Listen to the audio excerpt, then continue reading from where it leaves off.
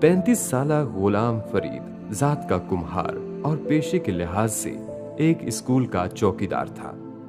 गांव में रहता था, लेकिन शहर में बसने के ख्वाब देखता था। और ख्वाब सिर्फ शहर में आबाद होने का नहीं था, जो वो अपनी आंखों में सजाए फिरता था। उसे रातों रात अमीर होने का भी बड़ा शौक और शौक से ज्यादा हसरत थी। वैसा अमीर होने का जैसे उसके कई दोस्त गांव से दुबई या सऊदी अरब जाकर हो गए थे। वो 7 बहनों का इकलौता और सबसे बड़ा भाई था, जिसकी शादी का ख्वाब मां ने उसके पैदा होते ही सजा लिया था। धूमधाम की शादी ने अगले कई साल गुलाम फरीद को वो कर्ज उतारने में मसरूफ रखा, जो उसकी शादी पर माँ बाप ने खानदान वालों से छोटी बड़ी रकमें करके लिया था। और जब वो कर्ज खत्म हुआ तो उसे बहनों की शादी पर कर्ज लेना पड़ा। और इस बार खानदान वालों से कर्ज ना मिलने पर उसने सूद पर कर्ज लिया था। 7 बहनें थीं और हर साल किसी न किसी की शादी आ जाती। पिछला कर्जा वहीं खड़ा रहता, मजीद कर्जा सर पर चढ़ जाता और फिर एक के बाद एक बच्चे की पैदाइश। गुलाम फरीद को कभी कभार लगता उसका नाम गुलाम कर्ज होना चाहिए था, गुलाम फरीद की बजाय। शादी के 13 सालों में कर्ज की हर रकम तो उसने उतार दी थी, लेकिन सूद की रकम उसके सर के बालों से भी ज्यादा हो गई थी। उसकी बीवी भी उसी स्कूल की इमारत में सफाई का काम करती थी, जिस स्कूल में वो चौकीदार था। 2 बड़े बच्चे भी गांव की 2 दुकानों पर काम करते थे। एक चाय के खोखे पर काम करता था, दूसरा एक वर्कशॉप में मोटरसाइकिलें धोने का काम।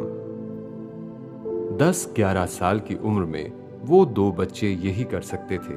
उन्हें तनख्वाह नहीं, दिहाड़ी मिलती थी और इसी दिहाड़ी से घर की दाल रोटी चलती थी, क्योंकि नसीमा और गुलाम फरीद की तो सारी की सारी तनख्वाह हर माह सूद में चली जाती थी। कई सालों से सूद की वो सिल फिर भी उनके सीने से हटती ही ना थी। बोझ था कि बढ़ता ही गया था।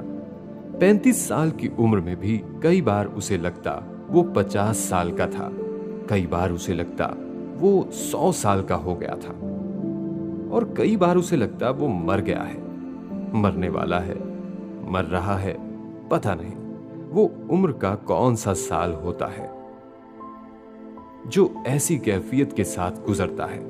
कई बार वो सोचता था वो एक रात चुपके से बीवी बच्चों के साथ गांव से भाग जाए, किसी दूसरे शहर, दुनिया के किसी दूसरे कोने पर, जहां पर वो इस सूद से आजाद होते। गुलाम फरीद जी भर कर रात को सोता और फिर वो उसकी बीवी और बच्चे जो कमाते खुद पर खर्च करते। 3 वक्त ढेर सारा खाना पकाते और खाते पेट भर के, और जो बचता वो किसी को दे देते, बर्तन चाट चाट कर, और रोटी के आखिरी लुकमे से प्लेटें पूंछने की बजाय। साल में 10-20 नहीं तो 2-4 तो अच्छे से जोड़े सिलवाते अपने और सब बच्चों के लिए। गांव के अमीर खानदानों के बच्चों और अफराद की उतरन पहनने की बजाय और लंडा बाजार से खरीदे हुए कपड़े पहनकर ईदें गुजारने की बजाय, और फिर एक घर बनाते, अपना घर, पक्की ईंटों और प्लस्तर वाला पक्की छत वाला घर, शायद डबल स्टोरी ही बनवा लेते, और सेन के फर्श में चिप्स डलवाते, पानी की मोटर लगवाते, शायद एसी भी, और फ्रिज, टीवी, अच्छा सा फर्नीचर और लशपश करते पर्दे और चीनी के बर्तन। और फिर वो उसके बच्चे जमीन की बजाय टेबल और कुर्सियों पर बैठकर कांटे और चम्मच से इन चीनी के बर्तनों में खाना खाते। गुलाम फरीद के ख्वाबों की रेलगाड़ी सारी रात छकाछक चलती रहती, हर स्टेशन पर रुकती, कुछ और ख्वाब उठाती और पटड़ी पर फिर दौड़ने लगती, और फिर दौड़ते दौड़ते वहीं आकर रुक जाती जहां से वो चली थी। रात गुजर जाती, जिंदगी भी गुजर रही थी, और गुलाम फरीद को पता था वो अपनी रात को ख्वाबों में गुजार सकता है, जिंदगी को नहीं। गांव से भाग जाना आसान था, मगर उन लोगों से छुप जाना नहीं जिनसे वो कर्जा लिए बैठा था। और कर्जा अदा होने के बावजूद सूद वहीं का वहीं खड़ा था। वो लोग उसकी चमड़ी उधेड़ने पर कादिर थे और उसको कुत्तों के सामने भी फिंकवा देते। और गुलाम फरीद बच्चों और एक बीवी के साथ सारी उम्र के लिए कहां छुप जाता कि दोबारा किसी को नजर ना आता। अपने और अपनी बीवी के खानदान वालों को हमेशा के लिए कैसे छोड़ देता कि दोबारा कभी राब्ता ही ना करता। राह फरार गुलाम फरीद के पास नहीं थी, और अगर कोई थी तो सिर्फ एक, वो अमीर हो जाता। और पता नहीं क्यों, लेकिन गुलाम फरीद को लगता था कि वो अमीर हो सकता था। चुन्नी गुलाम फरीद की आखिरी औलाद थी। अगर नसीमा की जिंदगी रहती और वो सब कुछ ना होता जो हो गया, तो शायद वो आखिरी औलाद ना होती, बीच की औलाद होती। और उसका नंबर क्या होता, इसका अंदाजा कोई भी नहीं कर सकता था। मगर वो गुलाम फरीद की आखिरी औलाद जिंदगी की एक स्टेज पर उसकी वाहिद औलाद रह जाने वाली थी। ये गुलाम फरीद को नहीं पता था। पता होता तो शायद वो वाहिद औलाद भी जिंदा ना रह पाती। 1.5 साला चुन्नी को उसकी पैदाइश से पहले कई बार मारने की कोशिश की गई थी। नसीमा को जब अपने 9वें बार हामला होने का अंदाजा हुआ, तो उसने गांव में दाई से मिलने वाली हर उस चीज का इस्तेमाल किया था जिससे इसकाते हमल हो जाता। चुन्नी को तो कुछ नहीं हुआ, लेकिन खुद नसीमा इन मुजरे सेहत अद्वियात के इस्तेमाल से कई किस्म की बीमारियों का शिकार हो गई। चुन्नी सेहतमंद पैदा हुई थी, यानी सेहत के उस मायार के मुताबिक सेहतमंद थी जिस पर उसके बहन भाई और माँ बाप पूरा उतरते थे। उसका पैदा होना जैसे उसकी अपनी जिम्मेदारी बन गई थी। उसकी माँ की लादादाद इसकाते हमल की कोशिशों के बाद, और जैसे उसका पलना भी उसकी अपनी ही जिम्मेदारी हो गया था। माँ को हफ्ते बाद ही वापस ड्यूटी पर जाना था। ये कोई शहर नहीं था कि मैटरनिटी लीव जैसी सहूलत से उसे नवाजा जाता, और वो भी 9वें बच्चे की पैदाइश पर। 2 कमरों का वो घर जो गुलाम फरीद का वाहिद खानदानी तरका था, चुन्नी की पैदाइश के चंद हफ्तों बाद सूद में गिरवी रखा गया था। स्कूल ने गुलाम फरीद की इस मुश्किल वक्त में मदद की और उसे एक क्वार्टर मिल गया रिहाइश के लिए, जिसमें सिर्फ एक कमरा था, मगर वो भी गनीमत था फिलहाल गुलाम फरीद को। पर चुन्नी माँ बाप को इस हवाले से खूब याद रही कि उसकी पैदाइश ने उन्हें बेघर किया था। चुन्नी की खुशकिस्मती ये थी कि रिवायती अंदाज में उस पर मनहूस का लेबल नहीं लगा, और इसकी वजह सिर्फ ये थी कि गुलाम फरीद को अपने हर बच्चे की पैदाइश पर कोई ना कोई बुरी खबर मिलती रही थी। उसे कोई भी ऐसी औलाद याद नहीं थी जिसके दुनिया में आने से गुलाम फरीद की जिंदगी में कोई आसानी पैदा हुई थी। नहीफो नजार सांवली रंगत वाली चुन्नी सारा दिन गर्मी में बान की एक चारपाई पर एक कपड़े पर पड़ी रहती, रोती किलबिलाती, फिर खुद ही अंगूठा चूसती और सो जाती। किसी बहन को ख्याल आ जाता तो चुन्नी को उसके सस्ते से प्लास्टिक के उस फीडर में दूध मिल जाता जिसमें उसके हर बहन भाई ने दूध पिया था, और जो इतने सालों में इतना गदला, मैला और घिस गया था कि उसमें डाला हुआ दूध भी मैला दिखने लगता।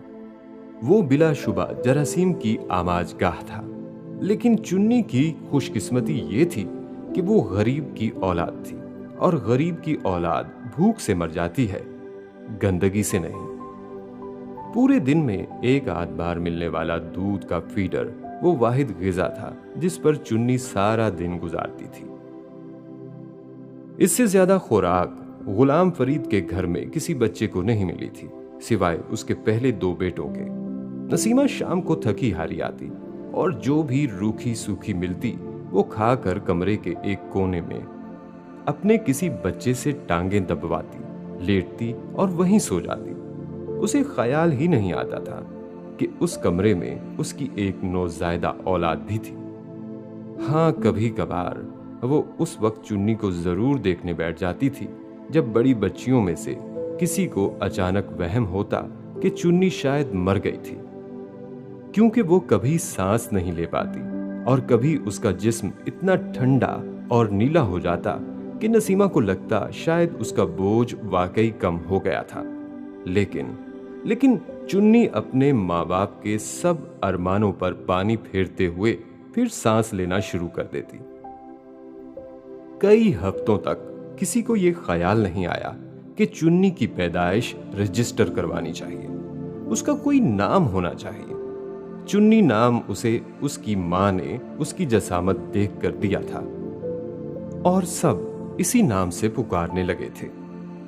फिर गांव में हिफाजती टीकों की मुहिम वाले आए तो गुलाम फरीद को चुन्नी का नाम और पैदाइश रजिस्टर करवानी पड़ी।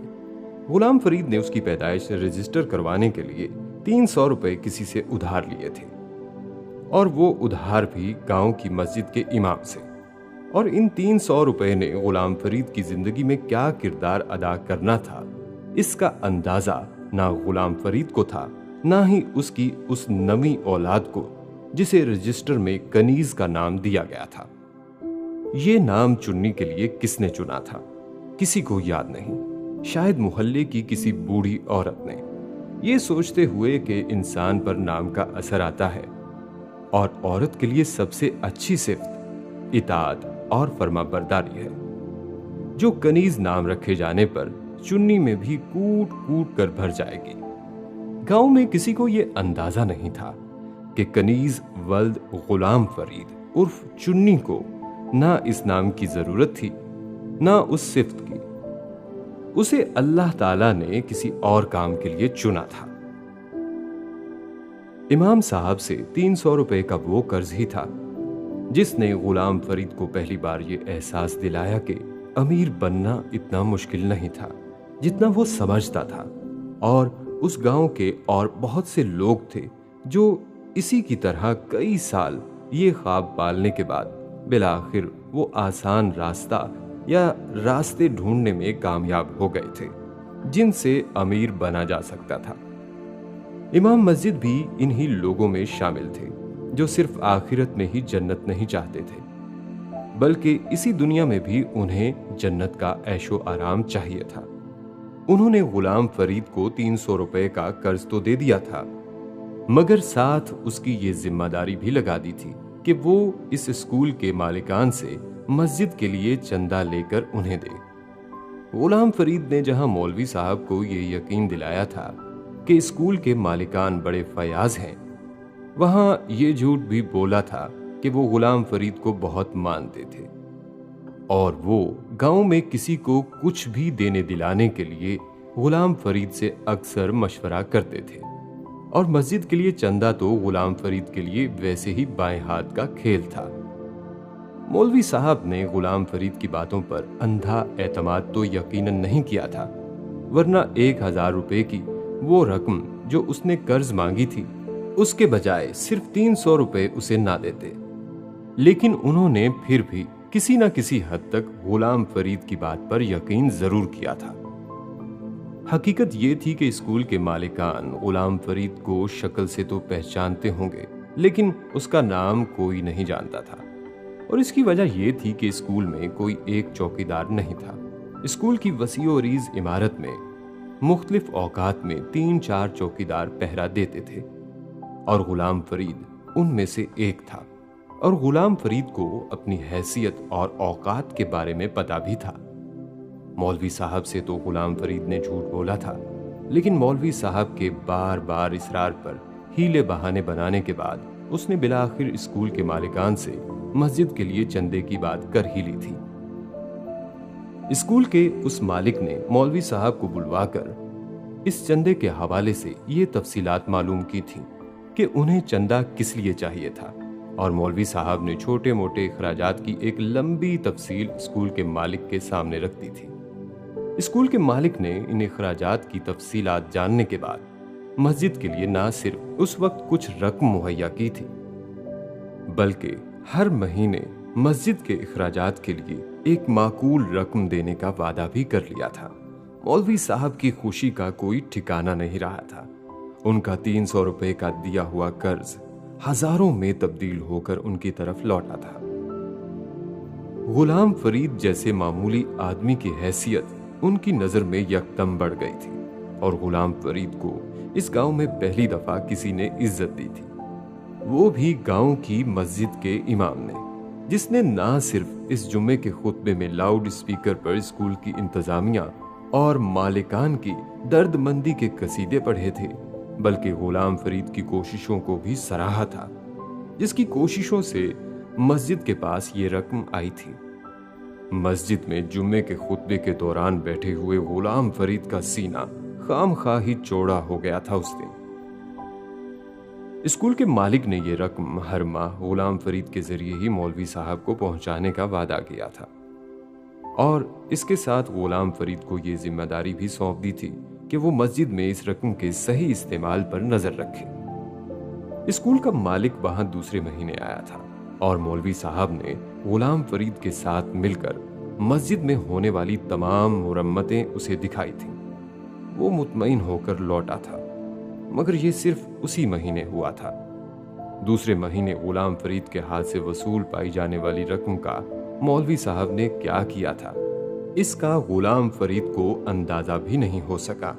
वो मस्जिद में 2-4 बार गया था और उसका खूब अच्छी तरह इस्तकबाल किया था मौलवी साहब ने। अपने घर से खाना, पानी, चाय भी उसे दी थी, लेकिन इस माहाना चंदे के इस्तेमाल के बारे में सिर्फ आएं बाएं शाएं होता रहा था। गुलाम फरीद को चंदे के सही इस्तेमाल में कोई ज्यादा दिलचस्पी नहीं थी।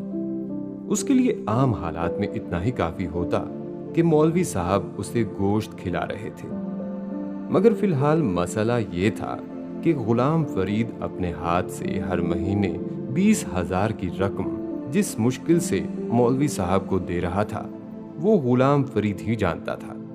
मगर उसे खौफ था तो सिर्फ अल्लाह का कि वो मस्जिद का पैसा था और वो उसका अमानतदार बन गया था।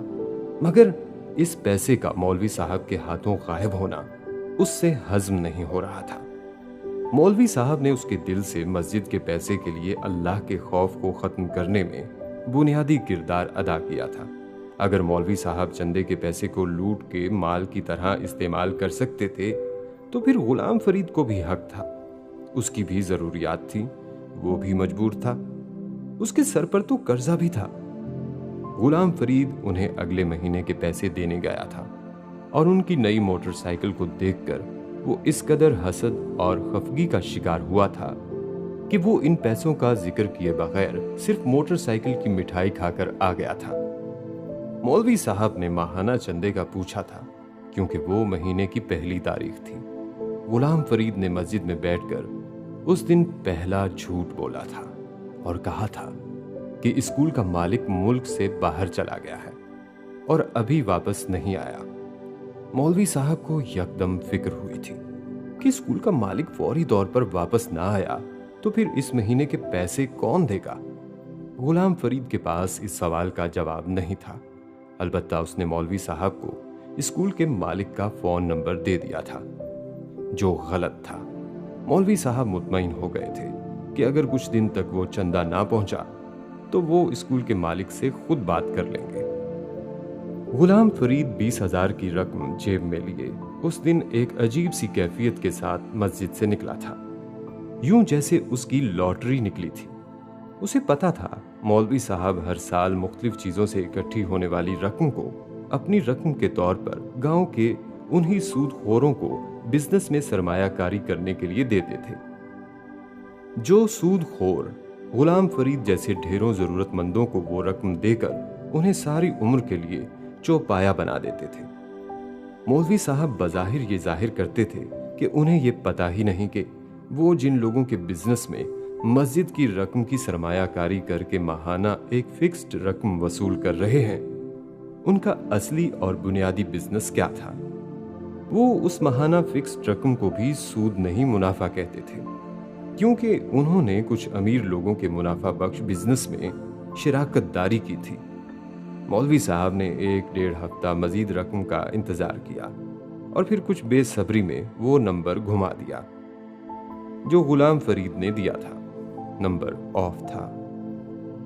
2 दिन वक्फे वक्फे से कई बार फोन करने पर भी जब वो नंबर ऑफ ही मिला तो मौलवी साहब गुलाम फरीद के पास जाने की बजाय स्कूल पहुंच गए थे और वहां पहुंचकर उन्हें यह खबर मिल गई थी कि स्कूल का मालिक कई दिन पहले स्कूल से होकर जा चुका था। मौलवी साहब का पारा अब हाई हो गया था। उन्होंने गुलाम फरीद को उसके क्वार्टर पर जा लिया था और जब गुलाम फरीद ने उन्हें एक बार फिर पहले की तरह ये कहकर टरखाने की कोशिश की कि मालिक अभी तक नहीं आया, तो मौलवी साहब ने उसके झूठ की पोल खोल दी थी और उसे कहा था कि वो स्कूल होकर आए हैं और वो जानते हैं मालिक हमेशा की तरह महीने के शुरू में होकर जा चुका था। गुलाम फरीद ने जवाबन मौलवी साहब से कहा कि हो सकता है वो आया हो, लेकिन उस दिन गुलाम फरीद की छुट्टी थी और उसकी मुलाकात मालिक से नहीं हुई।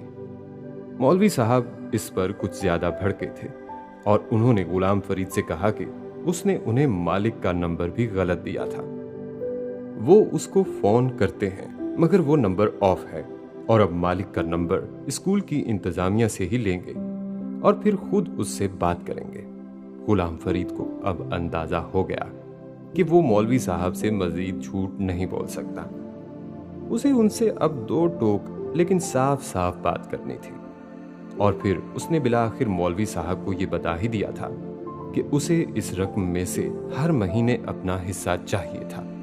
कुछ लम्हों के लिए मौलवी साहब को जैसे यकीन ही नहीं आया था कि गांव का एक कमी कमीन गांव की मस्जिद के इमाम साहब से क्या मुतालबा कर रहा था, और जब उन्हें यकीन आया तो उनके मुंह से जैसे गुस्से से झाग निकलने लगा था।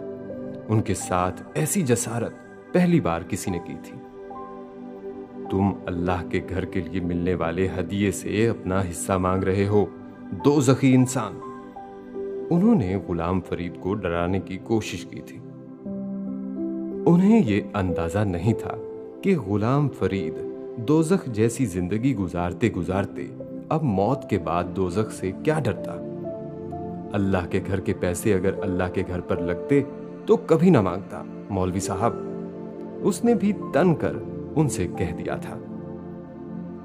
मौलवी साहब ने जवाबन उसे धमकाया कि वो स्कूल के मालिक से बात करेंगे और उसे उसका कच्चा चट्ठा सुना देंगे। जवाबन गुलाम फरीद ने उन्हें धमकाया कि वो भी स्कूल के मालिक को यह बता देगा कि मौलवी साहब चंदे वाली रकम को खुद इस्तेमाल कर रहे हैं और उन्होंने मस्जिद के पैसों को एक सूदखोर को दे रखा है और वो इसका सूद खा रहे हैं, बल्कि वो पूरे गांव में उन्हें बदनाम करेगा उनके पोल खोलकर।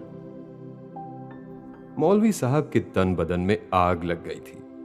उनका बस चलता तो गुलाम फरीद के टुकड़े टुकड़े करके कुत्तों के सामने डाल देते। उन्हें यह इल्म ही नहीं था कि वो कमीना उनके इतने बड़े राज से वाकिफ था।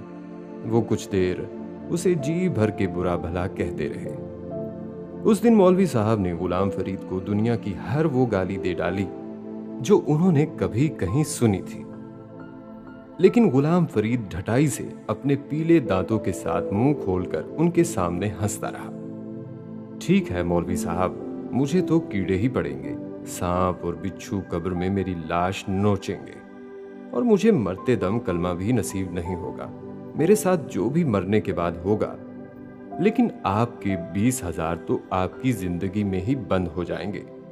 इसी महीने से मैं मालिक को कह देता हूं कि मैंने इसलिए आपको पैसे नहीं दिए क्योंकि आप तो मस्जिद में पैसे लगा ही नहीं रहे। तो सोचें, ज्यादा नुकसान दोज़खी का हुआ कि जन्नती का। गुलाम फरीद ने खुद जिंदगी में कभी नहीं सोचा था कि उस जैसा कमी कमीन मस्जिद के इमाम के साथ कभी इस तरह बात करेगा, लेकिन किसी ने ठीक कहा है, पैसा बड़ी कुत्ती चीज होती है, अच्छे अच्छों को कुत्ता बना देती है, बड़े बड़ों को भौंकने पर मजबूर कर देती है। सब गालम गलोच और लानत मलामत के बाद उस दिन मौलवी साहब ने वापस पहुंचकर अपनी बीवी से मशवरा किया था और फिर अगले दिन बड़े ठंडे दिलो दिमाग के साथ मौलवी साहब ने गुलाम फरीद के साथ 15,000 वसूल करने पर इत्तेफाक कर लिया था। और इससे भी बड़ी आला ज़र्फी का मुजाहरा उन्हें इस वक्त करना पड़ा जब गुलाम फरीद ने बताया कि वो इस महीने के 20,000 पहले ही खर्च कर चुका था। ये पिछले 4 महीनों के पैसों से उसका कमीशन था। मौलवी साहब का दिल चाहा वो गुलाम फरीद नामी इसको अपने हाथों से गांव के बीच खेतों में इसी तरह फांसी पर लटका दें जिस तरह लोग खेतों में परिंदों को डराने वाले बीचा लटकाते हैं। मगर फिर उन्हें याद आया था कि साल के आखिर में उन्हें अपनी बेटी की शादी करनी थी और वो जमीन भी खरीदनी थी जिसका बयाना वो कुछ दिन पहले देकर आए थे। इसलिए वो चंद गालियों के बाद बेहद ठंडे मिजाज के साथ वहां से चले गए थे। गुलाम फरीद को यकीन नहीं आया था कि बैठे बिठाए उसको हर माह तनख्वाह से कुछ ही थोड़ी रकम मिलने लगी और वो रकम अगर वो सूद वालों को देता रहता तो बहुत जल्दी उसका सब सूद खत्म होने वाला था। गुलाम फरीद के ख्वाबों की गाड़ी उस दिन पहली बार दिन के वक्त भी छकाछक चलने लगती थी, मगर उसे उस वक्त अंदाजा नहीं था कि वो मौलवी साहब से दुश्मनी पालकर अपनी जिंदगी की सबसे बड़ी गलती कर बैठा था, सूद लेने से भी बड़ी गलती। मौलवी साहब के साथ गुलाम फरीद ने जो कुछ किया था उसके बाद मौलवी साहब की नींदें कई दिन उड़ी रही थी। 20,000 की रकम बैठे बिठाए 15,000 रह गई थी। इसका सदमा तो था ही था, लेकिन साथ इस बात का भी अंदेशा उन्हें हो गया था कि मस्जिद की रकम को सूदखोरी के कारोबार में लगाने की खबर अगर गांव में किसी तरह फैल गई तो और कुछ होगा या नहीं, उन्हें मुस्तकबिल में चंदे मिलना बंद हो जाएंगे। बीवी मौलवी साहब को सूदी कारोबार में लगाई रकम वापस लेने नहीं दे रही थी। ये वो पहला ख्याल था जो गुलाम फरीद की धमकी के बाद मौलवी साहब को आया था कि वो जितनी जल्दी हो सके अपनी रकम वापस ले लें ताकि कम से कम गुलाम फरीद की ऐसी किसी धमकी को सच साबित करने पर वो उसे झूठा तो साबित कर देते। उन्होंने अपनी बीवी को बताए बगैर गांव के उस शख्स से अपनी रकम का मुतालबा ये कहकर किया था कि मस्जिद की तज़ीनो आराइश के लिए फौरी तौर पर एक बड़ी रकम चाहिए, इसलिए वो चाहते हैं कि अपनी रकम निकाल कर उसमें से कुछ मस्जिद में चंदा कर दें। जो जवाब उन्हें मिला था वो उनके वहमो गुमान में भी नहीं था। उस आदमी ने उन्हें रकम वापस करने से साफ इनकार कर दिया था। उसका कहना था कि फिलहाल रकम कारोबार में लगी हुई है और वो अगले 2-3 साल तक उसका मुनाफा तो दे सकता है, लेकिन असल रकम वापस नहीं कर सकता। मौलवी साहब को वहां खड़े खड़े दिन में तारे नजर आ गए थे। उन्होंने 5 लाख की रकम उस आदमी को दी हुई थी और वो कुछ कमीशन वगैरह कटवाने के बाद तकरीबन 70-80 हजार रुपया हर माह वसूल कर रहे थे। और अब यकदम उस आदमी के इनकार ने उनके 14 तबक रोशन कर दिए थे। वो पिछले कई सालों से उस आदमी के पास ये सरमायाकारी कर रहे थे। शुरू में 10-20 हजार से शुरू होने वाला ये बिजनेस आहिस्ता आहिस्ता 5 लाख की रकम तक चला गया था और अब वो आदमी कह रहा था कि वो असल रकम नहीं दे सकता था, सिर्फ सूद दे सकता था। उस दिन गुलाम फरीद से मौलवी साहब की नफरत कुछ और बढ़ गई थी। घर जाकर उन्होंने बीवी को ये किस्सा भी सुनाया था। वो भी उन्हीं की तरह दिल थाम के रह गई थी। अगले महीने एक बार फिर मौलवी साहब को गुलाम फरीद से पैसे नहीं मिले और इस महीने उन्हें इस साहूकार ने मुनाफा की रकम भी नहीं दी। 1 माह पहले मौलवी साहब के रकम के मुतालबे ने जैसे उसे चौकन्ना कर दिया था कि वो पार्टी टूटने वाली थी और जब वो पार्टी टूटने वाली थी तो वो उसको मुंह भर भर के मुनाफा क्यों खिलाता। अब उसकी बारी थी दिया गया सारा मुनाफा वापस वसूल करने की, लेकिन उसने मौलवी साहब से ये बातें नहीं की थी। उसने मौलवी साहब से बस फिलहाल 6 माह की मोहलत मांगी थी और ये कहा था कि 6 माह के बाद वो 6 माह का मुनाफा इकट्ठा उन्हें लौटा देगा। लेकिन फिलहाल उस पर शदीद माली बहरान आया था और उसने मौलवी साहब से ना सिर्फ दुआ की दरख्वास्त की थी बल्कि कोई कुरानी वजीफा भी मांगा था अपने कारोबार में बरकत के लिए। मौलवी साहब को ठंडे पसीने आ गए थे उसकी बातें सुनकर, और कुछ बाईद नहीं था कि हार्ट फेल ही हो जाता उनका। वो पल भर में लखपति से कखपति हुए थे, और वो भी दिन दहाड़े। ये गुलाम फरीद नहीं था, गांव का कमी कमीन जिसे वो उसके दरवाजे पर मुंह भर भर कर गालियां देते रहते, और वो ढीठों की तरह दांत निकाल कर हंसता रहता। ये गांव का साहूकार था, एक बिजनेसमैन जो माली बहरान के बावजूद शानदार घर में बैठा था, और उसके आगे पीछे नौकर फिर रहे थे। मौलवी साहब जो भी करते तो वो उन्हें उठवाकर घर से बाहर फेंकवा देता, इस बात की परवाह किए बगैर कि वो गांव की मस्जिद के इमाम साहब थे। मौलवी साहब चुपचाप वहां से तो उठकर आ गए थे, लेकिन उन्होंने अपने इस माली नुकसान का सारा गुस्सा गुलाम फरीद पर उतारा था। वही तो था जो उनकी तबाही का जिम्मेदार था, तो अब जरूरी था कि वो भी तबाह बर्बाद होता। उन्होंने स्कूल से उसके मालिक का नंबर लिया था और फिर उसे फोन करके गुलाम फरीद के ऊपर जी भर के इल्जामात लगाए थे। मालिक का रद्द अमल फौरी था और मतवक्को था। वो पहली फुर्सत में गांव आया था, और मौलवी साहब से मुलाकात के बाद गुलाम फरीद की सफाइयां और वजाहतें माफिया सुनने के बावजूद उसने उसे नौकरी से फारिग कर दिया था। गुलाम फरीद के सर पर जैसे पहाड़ आ गिरा था। सिर्फ उसे नौकरी से फारिग नहीं किया गया था, उसकी बीवी को भी नौकरी से निकाल दिया गया था और उनसे क्वार्टर भी खाली करवा लिया गया था। 11 लोगों का वो खानदान छत से बेछत हो गया था। मौलवी साहब के तूफैल गुलाम फरीद पूरे गांव में अपनी बीवी समेत बदनाम हो चुका था। वो एक चोर था जिसने अल्लाह के पैसों को भी नहीं छोड़ा था। गांव वालों ने मौलवी साहब के बार बार दोहराए गए किस्से सुन सुनकर गुलाम फरीद का जैसे सोशल बाइकाट ही कर दिया था। गुलाम फरीद ने भी मौलवी साहब के कारनामे लोगों को बताने की कोशिश की थी, लेकिन किसी ने एक कमी कमीन चोर पर यकीन नहीं किया था।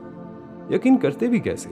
वो मौलवी साहब पर इल्जाम लगा रहा था, मौलवी साहब पर, और वो भी गबन और बददयानती के इल्जाम में बीवी समेत नौकरी से निकाले जाने के बाद मौलवी साहब बरी जिम्मा और मासूम करार पाए थे। पता नहीं वो कौन सा लम्हा था जब गुलाम फरीद ने अपना ज़हनी तवाज़न खोना शुरू किया था। भूख और तंगदस्ती ने उसका दिमाग खराब किया था। गांव वालों की बातों और तानों ने, लड़कपन में दाखिल होती बेटियों पर पड़ती गांव के लड़कों की गंदी नजरों और बेबसी ने, या फिर उन सूदखोरों की धमकियों और चक्रों ने जो गुलाम फरीद को सूद की किस्तें अदा करने के काबिल ना रहने पर बार बार उस अहाते के टूटे दरवाजे के बाहर खड़े होकर मारपीट करते। जहां जानवरों के एक बाड़े के बराबर गुलाम फरीद ने भी लकड़ी की छत डालकर वक्ती तौर पर अपने खानदान को पनाह दी थी। पता नहीं क्या हुआ था गुलाम फरीद को, और ये वाकई पता नहीं चलता कि इंसानों को होता क्या है जब वो अपने खूनी रिश्तों को अपने ही हाथ से खत्म कर देते हैं। चुन्नी 1 साल की थी जब गुलाम फरीद ने एक रात अपने खानदान के 9 के 9 अफराद को ज़िबा कर दिया था। चुन्नी वाहिद थी जो बच गई थी, और वो भी शायद इसलिए बच गई थी क्योंकि पागलपन के उस लम्हे में गुलाम फरीद अपनी औलाद की गिनती ही भूल गया था। चुन्नी को कभी उसने गोद में उठाकर देखा नहीं था, तो वो उसे याद आती भी तो कैसे? फिर इस पर भी अपने बहन भाइयों का इतना खून लग गया था कि उनके बराबर बेसुध सोए हुए भी गुलाम फरीद को वो मरी हुई ही लगी थी। 9 इंसानों को मारने के बाद गुलाम फरीद ने अपनी जान नहीं ली थी।